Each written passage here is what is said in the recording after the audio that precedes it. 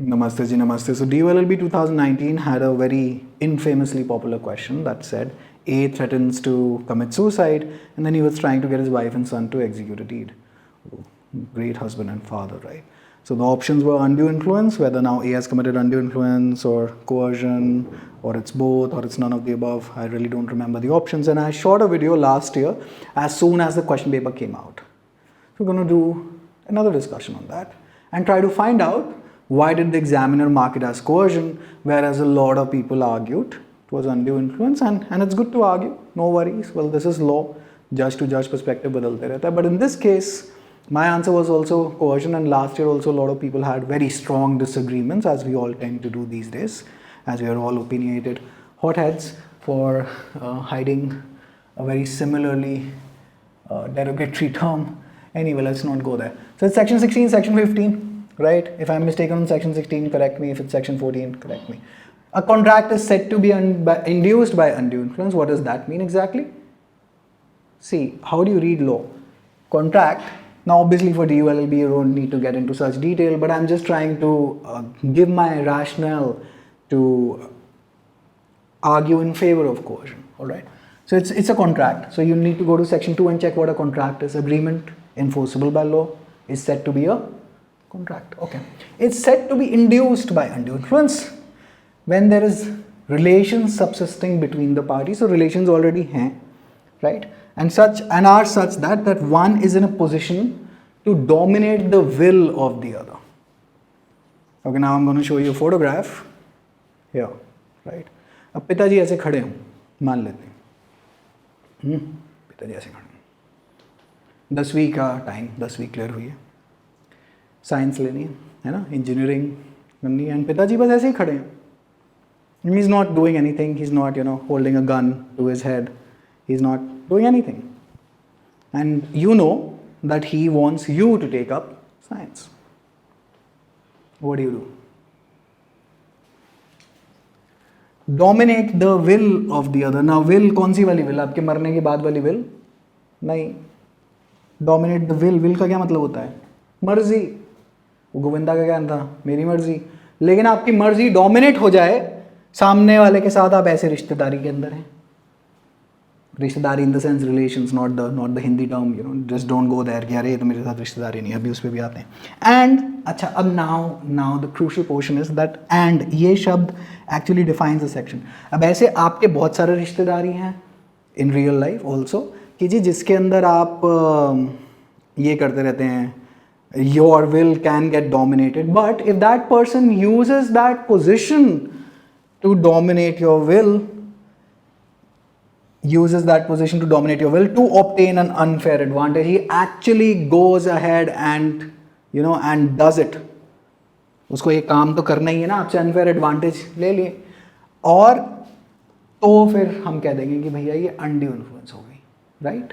ये undue influence हो गई. अच्छा जी, अब ऐसे कौन कौन से रिश्तेदारियां हैं हमारी जिसके अंदर हमारी ऐसी तैसी हो सकती है, हमारी एक्चुअली विल की ऐसी तैसी हो सकती है? रियल और अपैरेंट अथॉरिटी होनी चाहिए सामने वाले की.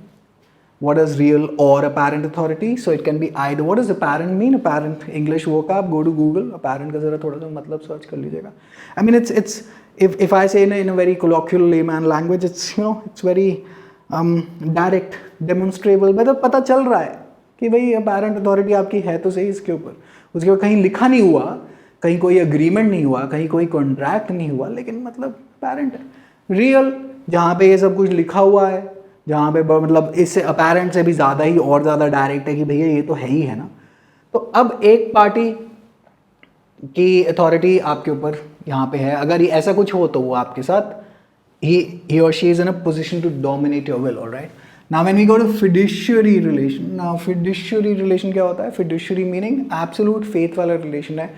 ये वो वाला relation है कि जी मतलब आपसे तो उम्मीद नहीं थी कि I am trusting you absolutely, आपसे उम्मीद नहीं थी कि आप मेरे साथ ऐसा कर देंगे, right? तो किसी से तो थी. जहाँ पे absolute faith नहीं है, जब किसी से तो थी, करेक्ट? तो that's a fiduciary relation. Mental capacity, सामने वाले के पास, एक के पास कोई साइकोलॉजिकल प्रॉब्लम है, उसको समझ ही नहीं आता कि उसके साथ जीवन में क्या हो रहा है. अगर आप उसके साथ रिलेशन में जा रहे हैं it is said that you are in a position to dominate their will because they are unable to form a very strong judgment of what is happening in the situation. Okay. अच्छा, burden of proof, अगर ये सब हो गया, burden of proof किस पे लाया करता है कि जी सामने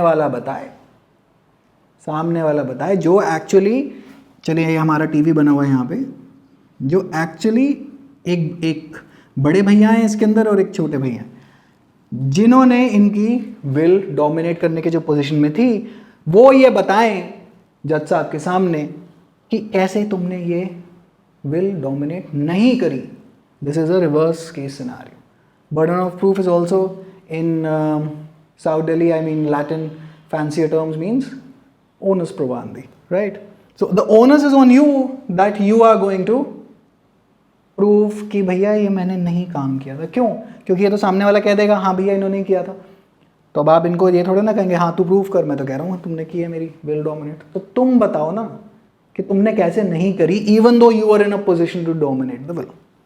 ओके जी, now we come to the question. अच्छा जी, चलो थोड़ा सा टीवी हटा लेते हैं. And the camera's focus will be going on and off. I don't know how to work with it yet. I'm just learning the tricks of the trade. So just bear with me. अच्छा जी, वहाँ पे क्या था कि पिताजी थे, बीवी थी, बच्चे थे, छोटे छोटे बौने से बन गए हैं, कोई दिक्कत नहीं है. तो पिताजी को थोड़ा सा कर देते हैं, थोड़ी गन वन बना देते हैं, है ना. ये कह रहे हैं अगर तुमने कॉन्ट्रैक्ट नहीं साइन करा तो मैं क्या करूँगा, अपने आप को गोली मार. नाउ व्हाट इज कोअर्जन से? Coercion comes to section 15 is जी आपने या तो कमिट किया या आप थ्रेटनिंग टू कमिट है any offense that is prohibited by IPC or any other law in force. That is the general language of the law. I'm not quoting the direct word to word section.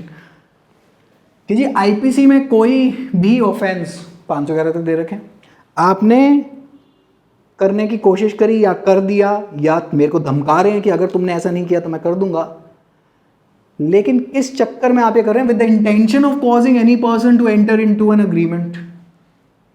भाई agreement की तो बात हो रही है ना. अब आप कहेंगे, काफ़ी लोग आते हैं, सीए स्पेशली आते हैं, ये यहाँ पे कॉन्ट्रैक्ट होना चाहिए था, आप अग्रीमेंट कैसे बोल रहे हैं?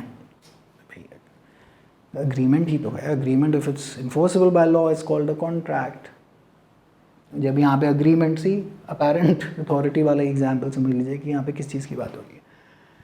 मैं आपको धमका रहा हूँ कि मैं आईपीसी में लिखा हुआ कोई भी ऑफेंस कर दूंगा. आईपीसी में यूजुअली क्या क्या है, अब इस केस में तो चलिए सुसाइड था, 309 IPC, right? 309 IPC, 306 IPC, go at check. अच्छा जी, 309 आईपीसी कर दूंगा जी मैं आपके साथ, जी मैं सुसाइड कर लूँगा. इस चक्कर में, remember this line to figure this out, इस चक्कर में मैंने, या मतलब सामने वालों ने, जिसने भी कॉन्ट्रैक्ट साइन किया,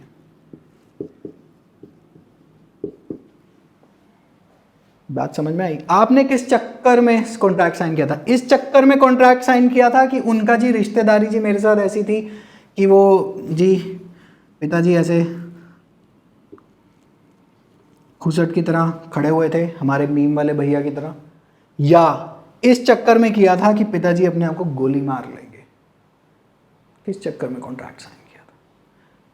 जी हमने तो इस चक्कर में किया था कि अपने आप को गोली मार, प्राइमरली इसी चक्कर में किया था.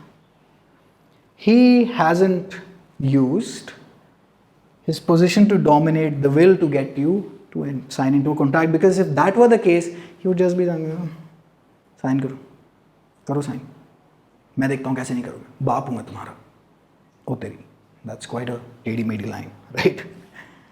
या आप इस चक्कर में साइन कर रहे हैं कि ये आदमी अपने आप को गोली मार लेगा भैया, तो रेड मर जाएगी हमारी, कोर्ट वोट जाएंगे, जेल वेल होगी, ऐसी तैसी हो जाएगी, राइट?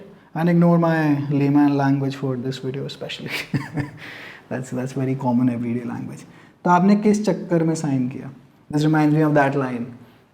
एक वो इंटरनेट पे जोक था दैट कि क्या बोलते हैं कि अगर पैसा आए तो मैं कुछ करूं, तो पैसा कहता है अगर तू कुछ करे तो मैं आऊं.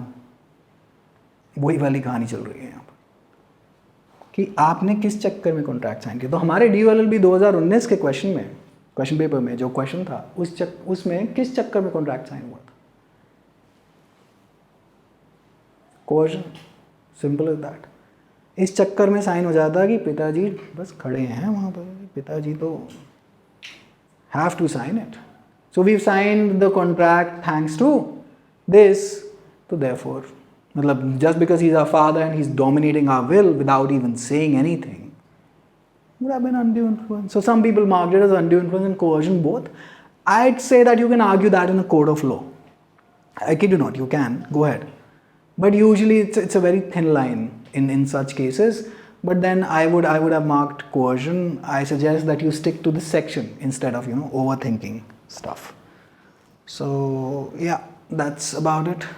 So ठीक है जी, wishing you all the very best. अगर एग्ज़ाम नहीं डिले हुआ तो मतलब when I'm shooting this there's like 19 days to go and I believe आपका काम बहुत अच्छे से हो जाएगा. We don't employ any undue influence or coercion onto you. You can go ahead and check the website for some courses, mock tests or anything, any preparation resource that you need for DOLB. While you're at it, consider subscribing to the channel. I believe it will help you out. Alright, take care, bye.